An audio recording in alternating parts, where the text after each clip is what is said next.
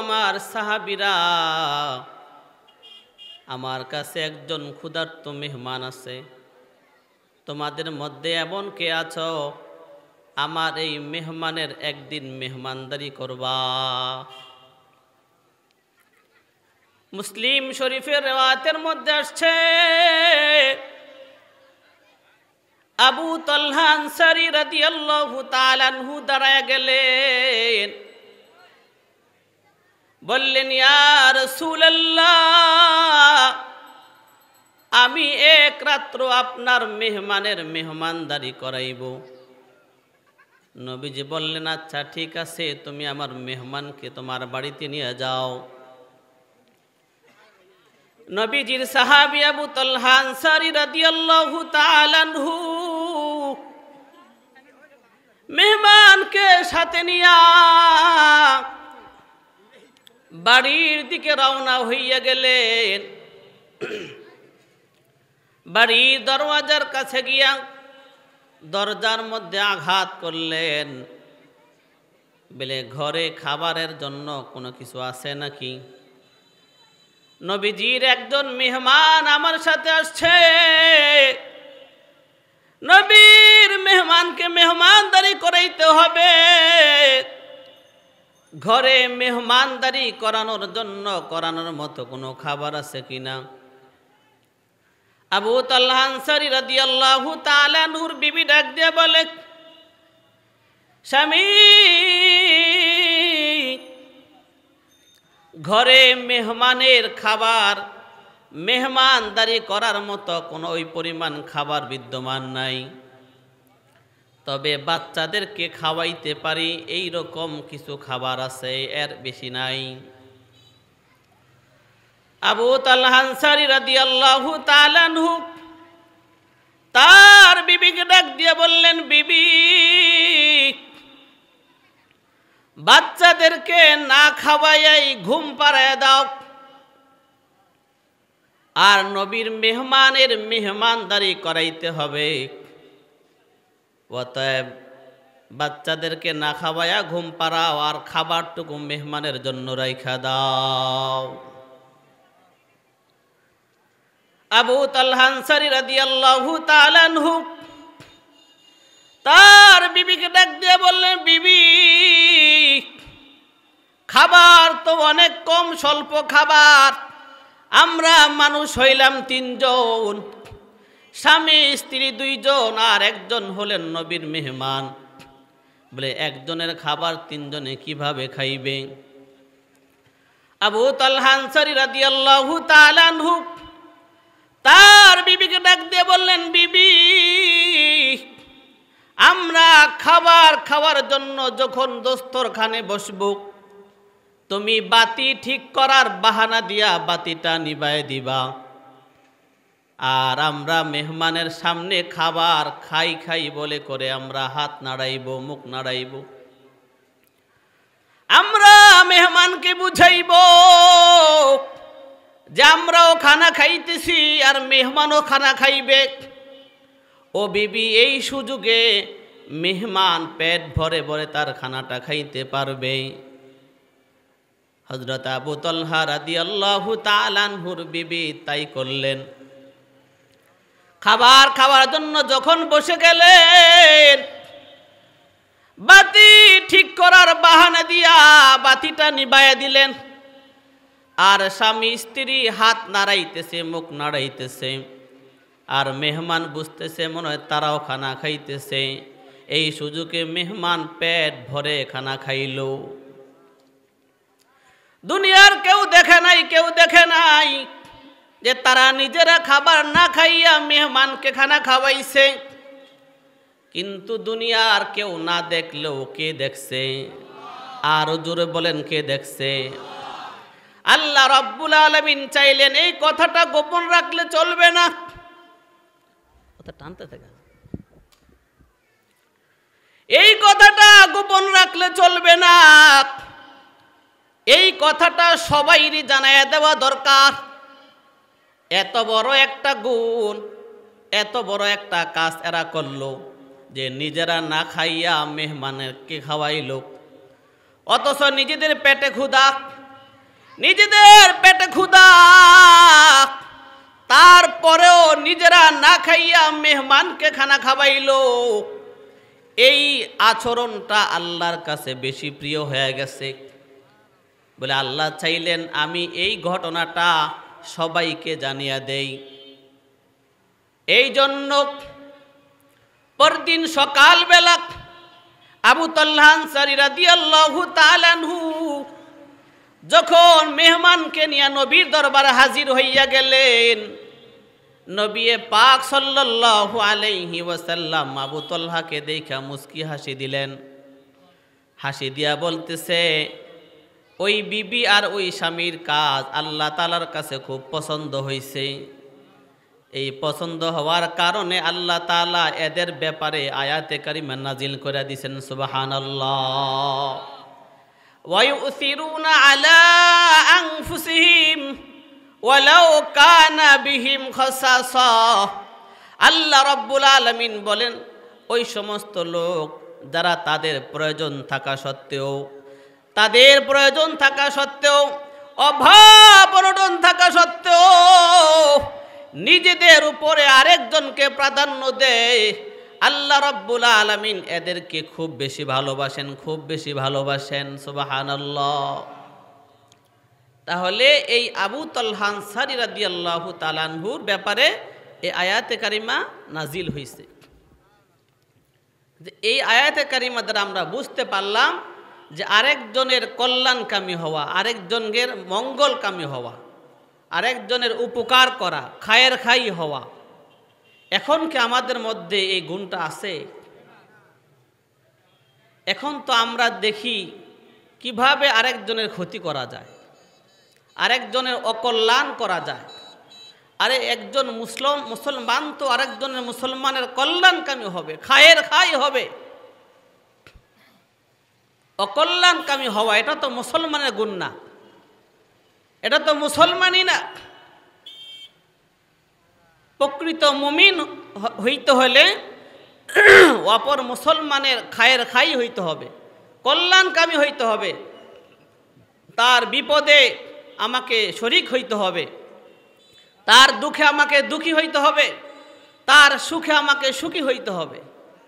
এখন তো এর বিপরীত হলো হিংসা বিদ্বেষ, তার সাথে শত্রুতামি, তার কিভাবে ক্ষতি করা যায়, এইটা আমাদের সমাজে বেশি। বলে এই রকম গুণ যাদের মধ্যে থাকবে, এই রকম অভ্যাস যাদের মধ্যে থাকবে, এদের মধ্যে প্রকৃতপক্ষে কি নাই? দিন নাই। নবী পাক সাল্লাল্লাহু আলাইহি ওয়াসাল্লাম হাদিসে পাকের মধ্যে বলেন, আদ-দীন ওয়ান নাসিহা, আদ-দীন ওয়ান নাসিহা, অন্যের কল্যাণকামী মধ্যেই দিন, অন্যের কল্যাণ কামনা করার নামই হলো দিন, অন্যের মঙ্গল কামনা করার নামই হলো দিন। যার মধ্যে অন্যের কল্যাণকামিতা নাই, অন্যের মঙ্গল কামিতা নাই, ওই ব্যক্তির মধ্যে দিন নাই। কারণ ওই ব্যক্তি সব সময় আরেকজনের ক্ষতি করতে চায়, অমঙ্গলকামী করতে চায়। নবী বলেন ওই ব্যক্তির মধ্যে পরিপূর্ণ দিন নাই। পরিপূর্ণ দিনদার হইতে হলে অন্যের কল্যাণকামী হইতে হবে। একজন মানুষ বিপদে পড়ছে, তাকে সাহায্য সহযোগিতা করতে হবে, কিভাবে তাকে বিপদ থেকে উদ্ধার করা যায়। আরেকজন মানুষ গুনার মধ্যে লিপ্ত হইতেছে, খারাপ পথে যাইতেছে, আমি যদি তার কল্যাণকামী হই তাহলে তাকে সে খারাপ পথ থেকে বাধা দিব, এটা হলো আরেকজনের কল্যাণকামী। এখন আমরা তো চাই সে নষ্ট হয়ে যাক, আমার সমস্যা নাই, আমি ভালো থাকি, আমার আরেকজন নষ্ট হয়ে যাক, আমি ভালো থাকি, আমার প্রতিবেশী ধ্বংস হয়ে যাক, আমি ভালো থাকি, আমি সুখে থাকি, আমি আরামে থাকি, আমার প্রতিবেশী, আমার ঘরের পাশের লোক কষ্ট পাইতেছে, সেই দিকে আমাদের ভ্রুক্ষেপ নাই। কিন্তু সাহাবায়ে কেরামের আদর্শ কিন্তু এমনটা ছিল না, বরং সাহাবায়ে কেরামের মধ্যে সব সময় অন্যের কল্যাণকামিতাই ছিল এদের আদর্শ। হযরত জারির ইবনে আব্দুল্লাহ রাদিয়াল্লাহু তাআলা আনহু যখন ইসলাম গ্রহণ করলেন, নবী পাক সাল্লাল্লাহু আলাইহি আলাইহি ওয়াসাল্লাম তাকে তিনটা জিনিসের উপর বায়াত করাইলেন। কয় জিনিসের উপর? তিন জিনিসের উপর বায়াত করাইলেন। এক নাম্বার হইল তুমি নামাজ কায়েম করবা, দুই নাম্বার হইল যাকাত প্রদান করবা, তিন নাম্বার হইল সমস্ত মুসলমানের কল্যাণকামী হইবা, সমস্ত মুসলমানের কল্যাণ কামনা করবা। এই তিন কথার উপরে নবী পাক সাল্লাল্লাহু আলাইহি ওয়াসাল্লাম জারীর রাদিয়াল্লাহু তাআলা আনহুকে মুসলমান বানাইলেন, বায়াত গ্রহণ করলেন। হযরত জারীর রাদিয়াল্লাহু তাআলা আনহু মুসলমান হওয়ার পর একদিন তার গোলামকে বাজারে পাঠাইলেন, ও গোলাম, নবীর সঙ্গে আমি যুদ্ধের ময়দানে যাইব, আমার জন্য একটা ঘোড়া ক্রয় করে নিয়ে আনো। জারীর রাদিয়াল্লাহু তাআলা আনহুর গোলাম ঘোড়া ক্রয় করার জন্য বাজারে চইলা গেলেন। বাজারে গিয়া 300 দিরহাম দিয়ে একটা ঘোড়া ক্রয় করলেন। কয়শো দিরহাম? 300 দিরহাম দিয়ে একটা ঘোড়া ক্রয় করলেন।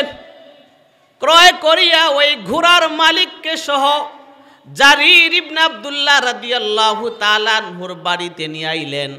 বলেন চলো আমার মালিকের বাড়িতে চলো, মালিকের কাছে গিয়া তুমি তোমার টাকাটা বুঝা নিও। ও মুসলমান, সাহাবায়ে কেরামের মধ্যে অন্যের কল্যাণকামিতা কেমনটা ছিল একটু লক্ষ্য করেন। জারীর ইবনে আব্দুল্লাহ রাদিয়াল্লাহু তাআলা আনহুর গোলাম যখন ওই ঘোড়ার মালিককে ঘোড়া নিয়ে বাড়িতে নিয়ে আসলেন, জারীর ইবনে আব্দুল্লাহ রাদিয়াল্লাহু তাআলা আনহুর বিবি ঘোড়া দেখে বলতেছে, বলে এই ঘোড়ার দাম তো 300 দিরহাম না, আরো বেশি হইবে, 600 দিরহামের দাম হবে। এই ঘোড়ার দাম তো 300 দিরহাম না, এই ঘোড়ার দাম আরো বেশি হইবে, 600 দিরহাম হবে। হযরত জারীর ইবনে আব্দুল্লাহ রাদিয়াল্লাহু তাআলা আনহু কিছুক্ষণ দাঁড়ায়া একটু চিন্তা করলেন, ভাবলেন, দেখলেন আসলে বিষয়টা কি। তখন তিনি ভাবলেন আসলে ঘোড়ার দামটা যদি 300 দিরহাম দিই কম হয়ে যায়, আরো দাম বেশি হওয়ার কথা। এইভাবে উনি প্রথমে 600 দিরহাম দিলেন মালিককে। ঘোড়ার মালিক তো 300 দিরহামে চুক্তি করছে, ঘোড়ার দাম 300 দিরহাম দিবে। ঘোড়ার দাম যখন 600 দিরহাম সে পাইল, সে খুশি না বেজার? খুশি, আরো 300 দিরহাম বেশি পাইল। আবার কিছুক্ষণ তাকিয়ে থাইকা জারীর ইবনে আব্দুল্লাহ রাদিয়াল্লাহু তাআলা আনহু আরো 200 দিরহাম বাড়াইয়া দিলেন। কত হইল? 800 দিরহাম। লোকেরা ডাক দিয়ে বলে, জারীর 300 দিরহাম দিলেই তো ঘোড়ার মালিক খুশি হয়ে যায়, আপনি আরো 400 দিরহাম বাড়াইয়া কি জন্য দিলেন? জারীর ইবনে আব্দুল্লাহ রাদিয়াল্লাহু তাআলা আনহু ডাক দিয়া বলে, আমি যদি তাকে 300 দিরহাম দিয়া দেই তাহলে কিন্তু হয়ে যায়, কিন্তু আমি নবীর সঙ্গে ওয়াদা করেছি যতদিন বেঁচে থাকব সমস্ত মুসলমানের কল্যাণকামী হব, কারো ক্ষতি করব না, পারলে উপকার করব, কারো ক্ষতি করব না। আমি যদি 300 দিরহাম দেই ঘোড়ার দাম হয়ে যায়, কিন্তু আমার ওই লোকটা তার পর্যাপ্ত পরিমাণ ন্যায্য পরিমাণ টাকা পায় নাই, হয়তোবা সে বিপদে পইরা কম দামে ঘোড়াটা বিক্রি করে দিয়েছে, কিন্তু আমি যদি তার একটু দামটা বাড়ায় দেই সে ন্যায্য দাম পাইব, ন্যায্য দাম পাইব, তার একটু উপকার হবে, তার খায়ের খাই হইল।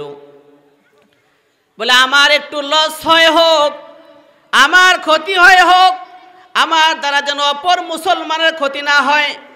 ও মুসলমান, এটা হলো সাহাবায়ে কেরামের আদর্শ, আরেকজনের কল্যাণকামী হওয়া, আরেকজনের খায়ের খাই হওয়া, আরেকজনের উপকার কিভাবে করা যায়, সব সময় সাহাবায়ে কেরামের মধ্যেই তামান্নাই ছিল, আশাই ছিল। ও মুসলমান, কিন্তু আমাদের মধ্যে তো আজকে এই গুণ নাই। আমরা সব সময় 24 ঘন্টা ফিকির করি কিভাবে আরেকজনের ক্ষতি করা যায়, কিভাবে আরেকজনের সম্পদ নষ্ট করা যায়, ফিকিরে থাকি। কিন্তু নবীজি বলেন, আদ-দীনু আন-নাসিহা অন্যের কল্যাণ কামনার নামই হলো দিন। যে ব্যক্তির মধ্যে এই গুণটা না থাকবে ওই ব্যক্তি পরিপূর্ণ দিনদার হতে পারবে না। আমি আমার জন্য যেটা ভালোবাসবো আমার অপর মুসলমান ভাইয়ের জন্য এটা ভালোবাসতে হবে। এটাই হলো মুসলমানি, এটাই হলো মুসলমানি। নবী পাক সাল্লাল্লাহু আলাইহি ওয়াসাল্লাম বলেন, লা ইউমিনু আহাদুকুম হাত্তা ইউহিব্বা লিআখিহি মা ইউহিব্বু লিনাফসিহি।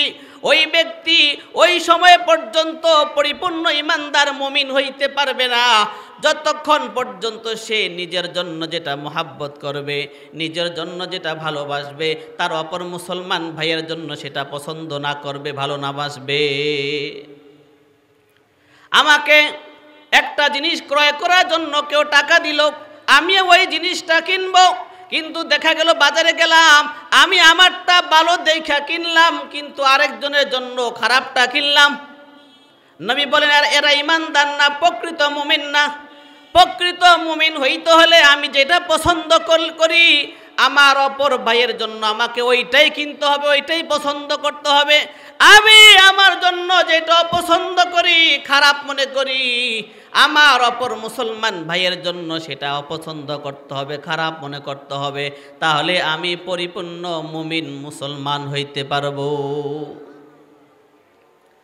ও মুসলমান, অন্যের কল্যাণকামী হওয়া, আরেকজনের খায়ের খাই হওয়া, আরেকজনের উপকার করতে পারা, এইটা যে কত বড় একটা গুণ।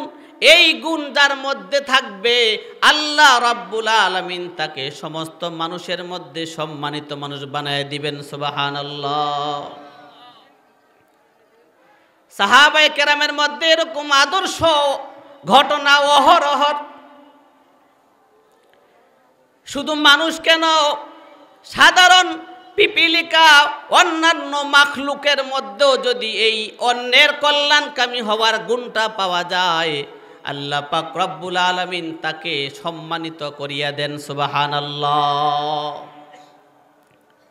সূরা নামল পিঁপড়ার ঘটনা, পিঁপড়ার সূরা। একটা সামান্য একটা পিঁপড়া, এই পিঁপড়ার মধ্যে অন্যের কল্যাণকামী হওয়ার গুণটা ছিল, আরেকজনের খায়ের খাই হওয়ার গুণটা ছিল, আরেকজনের উপকার করার এইরকম একটা গুণ তার মধ্যে ছিল। এই গুণটা থাকার কারণে আল্লাহ তাআলা এই পিঁপড়াকে এতটাই মহাব্বত করছেন, এতটাই ভালোবাসছেন যে আল্লাহ তাআলা এই পিঁপড়ার নামে কোরআনে কারীমের মধ্যে একটা সূরা নাজিল করে দিয়েছেন, যেই সূরাটার নাম হলো সূরাতুন নমল। সুবহানাল্লাহ। এই পিঁপড়ার কল্যাণকামী হওয়ার কারণে, খায়ের খাই হওয়ার কারণে পিঁপড়াটা কি কল্যাণকামী করছে, কি খায়ের খাই করছে। পয়গম্বর সুলাইমান আলাইহিস সালাতু ওয়াস সালাম, আল্লাহ পাক রব্বুল আলামিন পয়গম্বর সুলাইমান আলাইহিস সালাতু ওয়াস সালামকে সারা পৃথিবীর রাজত্ব দিয়েছিলেন। উনি মানুষের বাদশা ছিলেন, জিনের বাদশা ছিলেন। সমস্ত হাইওয়ান জানোয়ার যতগুলো মাখলুকাত আছে সমস্ত মাখলুকাতের বাদশা আল্লাহ তাআলা সুলাইমান পয়গম্বরকে দান করেছেন। সুলাইমান পয়গম্বর সমস্ত সৃষ্টিজীবের সমস্ত মাখলুকারের ভাষা বুঝতেন, মানুষের ভাষা বুঝতেন, জিনের ভাষা বুঝতেন, পশু পাখির ভাষা বুঝতেন, কীট পতঙ্গের ভাষা বুঝতেন। একদিন এই সুলাইমান পয়গম্বর তার সিংহাসন বাতাসের উপর করে নিয়ে কোথাও যাচ্ছিলেন, সফরে যাচ্ছিলেন। এই সিংহাসনের মধ্যে মানুষ আছে, জিন আছে, আর অন্যান্য প্রাণীরাও আছে। যখন এই সুলাইমান পয়গম্বর সফর করে কোথাও যাচ্ছিলেন, এমন সময় যাইতে যাইতে পিঁপড়াদের শহরের উপর যখন গিয়া পৌঁছলেন, তখন ওই পিঁপড়াদের একজন রাজা ছিল। রাজা পিঁপড়া যখন দেখল সুলাইমান পয়গম্বর তার সৈন্যবাহিনী নিয়ে, তার দলবল নিয়ে আমাদের দিকে আসতেছে, তার এই বাহন যদি আমাদের এই শহরে নামে, আমাদের এই শহরে যদি তার বহনকে নামায়, তাহলে এই জমিনের উপরে যত পিঁপড়াগুলো আছে সমস্ত পিঁপড়া তার সৈন্যবাহিনীর পায়ের নিচে পড়ে সবগুলো মিশ হয়ে যাইবে, সবগুলো শেষ হয়ে যাইব। এই কথা ভাবিয়া ওই রাজা পিঁপড়াটা তার প্রজাদের, তার অন্যান্য সাথীদের কল্যাণকামী হইয়া এই ঘোষণা দিলেন, ইয়া আইয়ুহান নামলা, হে পিঁপড়া দলেরা, উসকুন উদখুল মাসাকিনাকুম, তোমরা তোমাদের ঘরের মধ্যে প্রবেশ করো, তোমরা তোমাদের ঘরের মধ্যে প্রবেশ করো। অন্যথায় পয়গম্বর সুলাইমান আলাইহিস সালাতু ওয়াস সালামের বাহিনী আসতেছে, আয়েশা তোমাদেরকে একেবারে ফিসে ফেলবে। এই পিঁপড়ার এই ছোট্ট ঘটনাটা, তার এই যে একটা খায়ের খাই, আরেকজনের উপকার করার যে একটা গুণ তার মধ্যে আছে, সে যে এই কাজটা করলো, আল্লাহর কাছে এই কাজটা অনেক পছন্দ হয়েছে। পছন্দ হওয়ার কারণে আল্লাহ তাআলা চাইলেন যে আমি এই কাজটা, এই গুণটা সমস্ত পৃথিবীবাসীকে জানায় দেই। এই জন্য আল্লাহ তাআলা এই ঘটনাটাকে শুধু ঘটনাই রাখছেন এমন না, বরং তার পবিত্র গ্রন্থ, বিশুদ্ধ গ্রন্থ কালামে পাকের মধ্যে একটা সূরার নাম করে এই ঘটনাটা বয়ান করছেন। সুবহানাল্লাহ। একটা মুস্তাকিল ভিন্ন একটা সূরা নাজিল করছেন এই পিঁপড়ার নামে। সেই সূরাটার নাম হলো সূরাতুন নামল। অন্যের কল্যাণকামী হওয়া, আরেকজনের উপকারে উপকৃত হওয়া, তার উপকার করার চেষ্টা করা। কিন্তু আমাদের মধ্যে আজকে এর বিপরীত। নবীজি বলছেন, আদ-দীন ওয়ান নসিহা, অন্যের কল্যাণ কামনার নামই হলো কি দিন, অন্যের খায়ের খায়ের নামই হলো দিন। নিজের উপরে আরেকজনকে কি দেওয়া, প্রাধান্য দেওয়া, নিজে কষ্টে থাকার পরও আরেকজনকে সুখে রাখার চেষ্টা করা, এটাই হলো সাহাবে কেরামের আদর্শ, এটাকেই বলে ইসার। হুনাইনের যুদ্ধে হযরত হুযায়ফা রাদিয়াল্লাহু তাআলা আনহু তার চাচাতো ভাইয়ের সন্ধানে বাইর হইলেন। ভাবলেন, যদি আমি আমার চাচাতো ভাইয়ের সন্ধান পাই তাহলে তাকে একটু পানি পান করাইব। পানির মশক নিয়ে যুদ্ধের ময়দানে বাহির হইলেন হযরত হুযায়ফা রাদিয়াল্লাহু তাআলা আনহু। যুদ্ধের ময়দানে যাওয়ার পর খুঁজতে খুঁজতে তার চাচাতো ভাইয়ের সন্ধান পাইয়া গেলেন। দেখলেন এমন অবস্থা আছে, জানটা মাত্র যায় যায় অবস্থায় আছে, এখনো তার জানটা বাকি আছে। চাচাতো ভাইকে দেখে খুশি হইলেন, মস্ক থেকে পানি বাইর করলেন, পানি পান করাইবেন। এই মুহূর্তে পাশ থেকে আরেকজন মুজাহিদ পানি পানি পানি করে আওয়াজ দিল। আর হুযায়ফা রাদিয়াল্লাহু তাআলা আনহুর ভাই বললেন, হাত ধরে ইশারা করলেন, মনে হয় আমার থেকে তার পানির পিপাসা বেশি লাগছে, তুমি তাকে পানি পান করাও। হযরত হুযায়ফা রাদিয়াল্লাহু তাআলা আনহু ওই মুজাহিদের কাছে গেলেন পানি পান করাইবার জন্য। যখন ওই মুজাহিদের কাছে গেলেন, পানি যখন পান করাইবেন, পাশ থেকে আরেকজন মুজাহিদ পানি পানি করে আওয়াজ দিলেন। তখন ওই সাহাবী বললেন, ভাবলেন যে মনে হয় আমার থেকে তার পানির পিপাসা বেশি লাগছে। হুযায়ফা রাদিয়াল্লাহু তাআলা আনহুকে হাত ধরে ইশারা করলেন, তাকে পানি পান করাও। এইভাবে হুযায়ফা রাদিয়াল্লাহু তাআলা আনহু তার কাছে গেলেন, এইভাবে আরেকজনের কাছে গেলেন, একই অবস্থা। যখন আরেকজনের ইশারা করলো, তার কাছে গিয়ে দেখলেন ওই লোকটা শাহাদাত বরণ করছে। তখন হুযায়ফা রাদিয়াল্লাহু তাআলা আনহু ফিরিয়া ঘুরিয়া আবার তার চাচাতো ভাইয়ের কাছে আসলেন। আয়েশা দেখলেন তার চাচাতো ভাইও শাহাদাত বরণ করছে। এরপরে জনের কাছে গেলেন, সেও শাহাদাত বরণ করছে। এরপরে জনের কাছে গেলেন, তেও শাহাদাত বরণ করছে। ও মুসলমান, এই শেষ নিঃশেষের অবস্থায়ও সাহাবায়ে কেরামের আদর্শ কেমন ছিল, যে আমার থেকে মনে আমার ভাইয়ের পিপাসা বেশি লাগছে, আমার থেকে মনে আমার ভাইয়ের প্রয়োজনটা একটু বেশি, অতএব আমি পানি পান করব না, আমার ভাইকে পানি পান করাও। এটা হলো সাহাবায়ে কেরামের আদর্শ, এটা হলো সাহাবায়ে কেরামের চরিত্র। কিন্তু আজকে আমাদের মধ্যে এটা নাই, এর বিপরীতটা আমাদের মধ্যে কাজ করে। মুসলমান, বাগদাদ শহরে তাবিনদের যুগে, বাগদাদ শহরে মুসলমানদের শহর, বাগদাদ একসময় মুসলমানদের রাজধানী ছিল, মুসলমান বলতে ইসলামের রাজধানী ছিল। ওই জায়গায় 100 মুসলিম ছিল এবং কোরআনী শাসনও ছিল। ওই সময়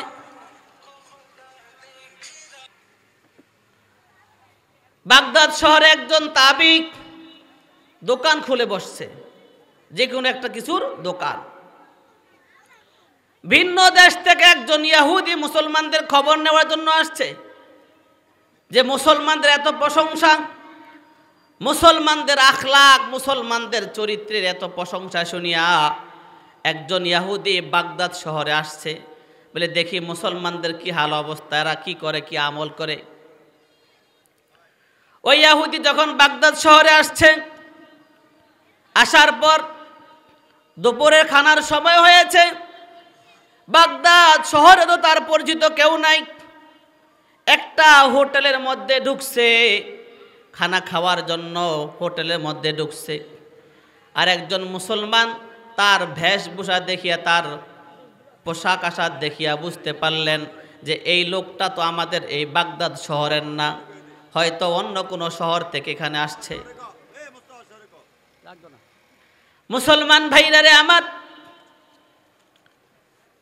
বাগদাদ শহরে ওই ইহুদি আসলো খানা খাওয়ার জন্য, হোটেলে গেল। একজন মুসলমান দেখলেন এই লোকটা অপরিচিত মেহমান মনে হইতেছে। মেহমানের কদর করা, মেহমানদারি করা সুন্নাত। আজকে তো আমাদের বাড়িতে মেহমান আসলে আমরা নারাজ হয়ে যাই। নবীজি হাদিসের মধ্যে বলেন, মান কানা ইউমিনু বিল্লাহি ওয়াল ইয়াউমিল আখির ফালইউকরিম যায়ফা। যেই ব্যক্তি আল্লাহর উপর ঈমান রাখে, পরকালের উপর ঈমান রাখে, ওই ব্যক্তি যেন মেহমানের কদর করে, মেহমানের ইজ্জত করে, সম্মান করে। আজকে আমরা মেহমান দেখলে অসন্তুষ্ট হয়ে যাই, নাখুশ হয়ে যাই, বেরাজ হয়ে যাই। কিন্তু আমাদের মুসলমান যারা প্রকৃতপক্ষে মুসলমান, এরা বেরাজ হয় না, বরং এরা খুশি হয়। কারণ মেহমান বরকত নিয়ে আসে, মেহমান তার রিজিক নিয়েই আসে, আপনারটা খাওয়ার জন্য আসে নাই। ও মুসলমান সময় কম। ওই ইহুদি যখন বাগদাদ শহরে হোটেলের মধ্যে ঢুকলো, বাগদাদ শহরের একজন মুসলমান যখন দেখলো সে অপরিচিত, ওই মুসলমানটা কাউন্টারের মধ্যে গিয়া ওই ইহুদির কত টাকা হয়েছে টাকাটা বিল দিয়ে সে বের হয়ে গেল। ওই ইহুদি যখন খানা শেষ করে বের হইতে আসলো, টাকা দেওয়ার জন্য চাইলো। হোটেল মালিক বলতেছে আপনার টাকা দেওয়া লাগবে না। বলে কারণ কি? বলে একজন মুসলমান আপনাকে দেখে তার মনে হইল আপনি একজন মেহমান, আপনার মেহমানদারি সে করলো, আপনার বিল সে দিয়ে চলে গেছে। ওই ইহুদি হোটেল থেকে বের হইল, আরেকটা মুদি দোকানে গেল কোনো জিনিস ক্রয় করবে। ক্রয় করার জন্য যখন গেল, গিয়া ওই দোকানের মালিককে বলল আপনার দোকানে এই জিনিসটা আছে নাকি? দোকানের মালিক বলল হ্যাঁ আমার কাছে এই জিনিসটা আছে।